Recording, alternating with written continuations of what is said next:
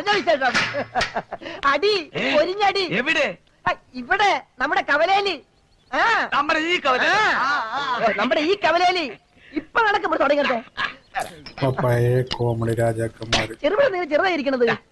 നല്ല അടിയുടെ നാള് മറന്നല്ലേ? പിന്നെ കഴിഞ്ഞ മീനത്തിലൊരു അടി കണ്ടതാ.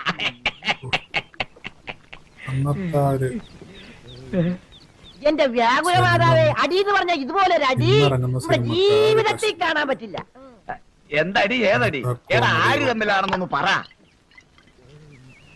നമ്മള് തമ്മില്. ഇന്നും എന്റെ കയ്യിൽ കാശില്ലടോ. കാശില്ലാന്ന് പറഞ്ഞില്ലേ?